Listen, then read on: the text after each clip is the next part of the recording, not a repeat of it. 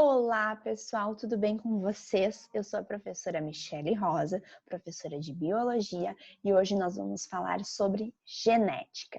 Bom, a genética que é um assunto, que chama a atenção de muitas pessoas e dá uma dor de cabeça a outras, mas que vocês vão ver que prestando atenção nos vídeos, vocês vão conseguir entender super bem. Então, essa genética nada mais é que o estudo dos genes. E para falar sobre isso, eu trago para vocês essa imagem dessa dupla hélice, de DNA, essa fita de DNA, onde, cada pedacinho desse DNA, nós vamos ter um gene, certo? Onde cada pedaço do DNA nós temos um gene. Ainda falando então sobre essa questão do DNA, nós seres humanos, nós vamos ter o cariótipo, ou seja, todas as nossas informações genéticas, elas vão estar aí nesse cariótipo. Esse cariótipo, que é essa imagem que eu trago aqui para vocês, ele é constituído de 23 pares de cromossomos, certo? Então, totalizando um total de 46 cromossomos. Sendo que esses cromossomos, eles vão estar sempre, eles são sempre diploides, eles vão estar sempre em pares, O que significa diploide? 2N, 2 gametas formaram, Nesse caso aqui, o gameta feminino e o gameta masculino, ou seja, você recebeu a informação genética do seu pai e da sua mãe. Então, a união dos dois vai formar o seu cromossomo, certo? Então, seu par de cromossomos. O que acontece? Então, esses cromossomos, eles vão estar sempre pareados, formando um total de 46 cromossomos. Desses 46 cromossomos, ou seja, desses 23 pares, 22 pares, certo? 22 pares, até o 22 aqui, nós chamamos de cromossomos autossômicos. O que significa ser autossômico? Significa que eles não estão ligados ao sexo. São cromossomos que não estão ligados a características sexuais. E o 23º par, que é o par dos cromossomos sexuais. Esse está ligado, então, diretamente ao sexo. Sendo que XY, nós teremos um indivíduo do sexo masculino e XX, nós teremos um indivíduo do sexo feminino, ok? Então, os 22 pares de cromossomos autossômicos, que não estão ligados ao sexo, e o 23º par de cromossomo que está ligado ao sexo, que são os cromossomos sexuais. Então, numa ordem natural, um ser humano vai ter 46 cromossomos. No entanto, quando a pessoa apresenta alguma doença genética, alguma síndrome, como é o caso da síndrome de Down, o que acontece? Lá no 21º par dessa pessoa, ela vai ter uma perninha, um parzinho a mais, um cromossomo a mais, totalizando, ao invés de 46 cromossomos, um total de 47 cromossomos. E é isso que então vai gerar, a síndrome de Down. Bom, então esses cromossomos, eles vão ser sempre, vão estar sempre um do ladinho do outro, homólogos. Esses cromossomos, eles vão ser sempre diploides, ou seja, eles vão ter a informação, metade da informação do pai, metade da informação da mãe, E agora eu vou pegar um parzinho desses cromossomos e vou transferir, Aqui, então, eu tenho um par de cromossomos homólogos, certo? Eles vão estar sempre pareados, juntinhos, Sempre dois. E o que acontece aqui, se eu pegasse esse cromossomo e desenrolasse ele, é como se aqui dentro dele ele tem condensado, ele tem tudo enrolado o nosso DNA. Então aqui eu consigo retirar, como se eu puxasse uma perninha e abrisse todo esse DNA que está enrolado, certo? Esse pedaço de DNA. Cada pedacinho do nosso DNA, ele vai estar sendo codificado por proteínas que vão determinar as nossas características, né? Então, conforme elas se codificam, vão estar realizando algumas características que vão estar presentes em nós. Bom, ainda sobre esses pares, né, de cromossomos homólogos, eles vão ter o que nós chamamos de locus gênico, né? O locus gênicos é o local físico de um gene, né? Então, aqui eu tenho um locus gênico, certo? Um local onde ficam um determinado gene. Os genes, pessoal, eles vão sempre se manter nos mesmos locais. Por exemplo, se eu pegasse e analisasse o teu DNA nesse momento, o teu cariótipo, e pegasse os cromossomos lá, os pares de cromossomos número 1, tá? E analisei e achei um gene X em um determinado locus gênico, ou seja, em um determinado local daquele gene. Se eu pegar uma pessoa nos Estados Unidos, na Austrália, em qualquer outro lugar do mundo e analisar, né, os cromossomos, né, o par de cromossomos de número 1 daquela pessoa naquele mesmo local, eu vou encontrar o mesmo gene, porque os genes eles se mantêm sempre nos mesmos locais, tá certo? Aqui, o que acontece, né? Esses cromossomos homólogos, ou seja, então aqui eles estão sempre pareados. Esses parzinhos, pessoal, sempre aqui vai ter uma informação genética, uma da mãe e uma do pai, tá certo? E esses genes, eles vão ter variações, né? Como nós podemos observar aqui. Aqui eu tenho, de um lado, um alelo azão, do outro, um alelo azão. Já nesse aqui, eu vou ter um alelo, Bzão e outro alelo Bzinho, certo? Então, nós podemos observar variações entre esses alelos, né? Os alelos que são essas letrinhas aqui que nós estamos representando. Seguimos. Bom, nesse caso aqui, esses dois alelos, eles estão iguais. Azão, azão. Quando eles são iguais, né? Se fosse Bzão, Bzão, Czão, Czão. Sempre a gente usa com a letra maiúscula, tá? Isso representa homozigoto, tá? Que vai ser trabalhado lá na primeira lei de Mendel, que Mendel também usa a opção como puro. Inclusive, alguns exercícios, principalmente de vestibular, eles às vezes trazem, né, como puro, justamente como uma forma de pegar a pessoa ali. Então, fiquem atentos que o homozigoto ele também pode ser chamado de puro. Já aqui, eu tenho de um lado Bzão, do outro Bzinho. Isso é o que nós chamamos de heterozigoto, certo? Quando nós vamos encontrar variações aqui entre Bzão e Bzinho. Bzão e Bzinho. Heterozigoto.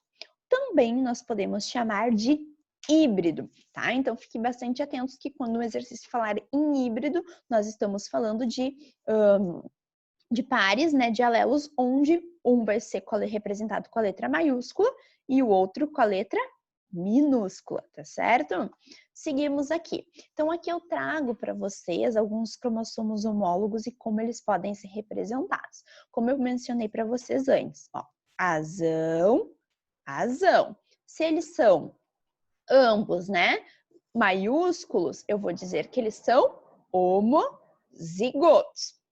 Agora aqui, azinho, azinho.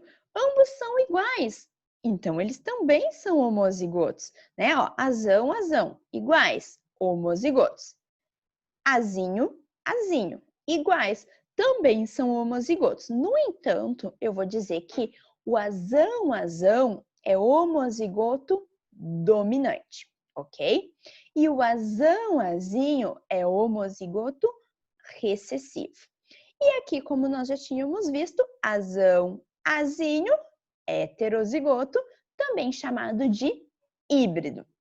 Mas, prof, o que que acontece?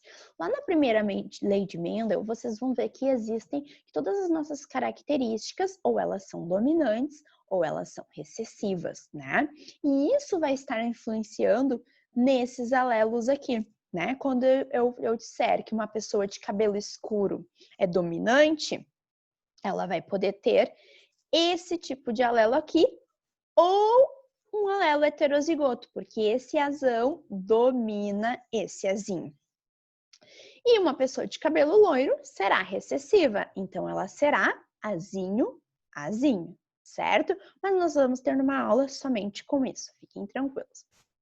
Então, o que que acontece, né? Então, eu falei para vocês, mostrei para vocês os alelos, né? E falei para vocês que o genótipo é a informação genética de um ser, né? E o fenótipo é a expressão do gene. Ou seja, quando eu falo para vocês, né, que eu tenho olhos castanhos, eu estou dizendo a expressão do meu gene. Eu não sei qual é o gene que eu tenho ali. Vou voltar o slide, olha só, como se fosse aqui. Aqui é um gene. Esse gene, azão, vai expressar uma determinada característica. Esse gene, azinho, expressaria outra característica. O que que acontece? Quando nós visualizamos o nosso fenótipo, ou seja, a expressão do nosso gene, né? Eu não sei como será o meu genótipo, né? Isso nós vamos trabalhar também ali na primeira lei de Mendel. Mas o que que acontece? O nosso fenótipo, bom, eu tenho olhos castanhos, então é o meu fenótipo. O meu cabelo, ele é castanho médio, é o fenótipo. Eu tenho fio do cabelo liso, né? Então é um fenótipo de fio liso. A tua estatura, tudo isso está relacionado, né, ao nosso fenótipo. Só que o fenótipo é a expressão de um gene, ou seja, tem um gene, né, aqui no meu DNA dizendo a Michele vai ter olhos castanhos. E a expressão do gene é o meu fenótipo, sou eu com os meus olhos castanhos, ok? Só que o fenótipo, ele é a expressão do gene, mas ele também pode sofrer influência pelo meio. O que significa essa influência pelo meio? Bom, o meu gene, né, tá determinando a cor da minha pele, que vocês estão visualizando, ou seja, o meu fenótipo. No entanto, se eu ir para a praia e me bronzear, eu vou ficar muito mais morena, né? E o que que acontece? Essa pigmentação vai ficar muito mais morena, no entanto, o meu gene vai continuar o mesmo. O mesmo ocorre se eu disser para vocês assim, se uma pessoa, né, se ela se alimenta só com bobagens, só com alimentos que engordam, o que que vai acontecer? Mesmo que a genética dela não seja para engordar, com o tempo, né, devido ao excesso de alimentos, né, com gordura, com carboidrato, essa pessoa ela pode modificar o fenótipo dela, alterar, né, essa característica fenotípica. Ou, por exemplo, né, eu fiz uma alteração no meu cabelo, eu pintei o meu cabelo, eu alterei, mas o meu gene continua sempre o mesmo, né? Se você tem o cabelo crespo, seus genes são de cabelo crespo. Agora, se você faz alisamento no cabelo e vai ter um filho, seu filho vai nascer de cabelo liso? Não necessariamente, claro que depende dos genes, né, do seu parceiro, mas, no entanto, mesmo você tendo alterado o seu fenótipo, o seu gene permanece o mesmo, certo? Então aqui, gente, eu trouxe para vocês alguns exemplos que eu acho bem interessante. Olha só, quando a pessoa é dominante ou quando a pessoa é recessiva. Lembrando que a característica dominante, ela pode ser representada pelos alelos homozigoto dominante, azão, né? Ou o heterozigoto, azão, azinho. E a característica recessiva, ela sempre será representada pelos alelos homozigoto recessivos, ou seja, azinho, azinho. Vamos usar só a letra A aqui para não confundir, mas depois vão ser usadas outras letras também. Olha lá, quem tem o nariz, né, mais arqueadinho, tem uma característica dominante em relação a quem tem um nariz reto. né? O lóbulo da orelha. Quem tem o lóbulo da orelha descolado? Aqui eu tô de brinco, mas ó, o meu lóbulo da orelha é descolado, né? Então, ele é dominante. E tem pessoas que têm o lóbulo da orelha totalmente grudadinho, né? São recessivos. A mesma coisa acontece com covinha. Quem tem covinha no queixo é dominante. Quem não tem covinha é recessivo, certo? Um queixo mais comprido é dominante, um queixinho mais reto é recessivo. Os lábios grossos são dominantes, os lábios finos são recessivos. Olhos escuros são dominantes em relação a olhos claros, que são recessivos, né? Cabelos escuros são dominantes em relação a cabelos loiros, que são recessivos. A capacidade de enrolar a língua. Enrolar a língua é uma capacidade dominante. Tem pessoas que não conseguem enrolar a língua. Isso mesmo. A calvície também é uma característica dominante, né? A curvatura do dedo polegar. Olha o meu dedo polegar aqui, né? Super curvo, né? Então é uma característica dominante. Existem pessoas que têm o dedo bem retinho, uma característica já recessiva, tá certo? Então é bem legal para vocês se compararem, aí se olharem e verem, né, as características que vocês têm dominante e as características que vocês têm recessivo, tá bom? Essa aula foi uma aula introdução, foi uma aula para vocês entenderem alguns conceitos que vão posteriormente cair nos exercícios de genética, né? Então, quando falar em autossômico, tu sabe, é uma característica que não está ligada ao sexo, né? Quando falar em genótipo, bom, um genótipo, né, vai ser lá a expressão do meu gene. Agora, o que é o fenótipo? Desculpa, o fenótipo, né? A expressão do meu gene, né? Essa expressão do meu gene, esse meu fenótipo, né? Ele vai representar o que? As minhas características, né? Como vamos, ele também pode sofrer alteração pelo meio. Eu tenho uma pele clara, eu vou ficar bronzeada, né? Então, o calor alterou o meio, mas os meus genes vão permanecer o mesmo, né? O meu tipo sanguíneo é um fenótipo, né? Enfim. Então, saber essas características, né, para então introduzir a primeira lei de Mendel posteriormente e todo o processo de genética. Pessoal, agradeço, né, a vocês por terem assistido o vídeo. Se gostarem, coloquem um curtir aí para ajudar a prof. Um grande abraço a todos, tudo de bom. Tchau, tchau.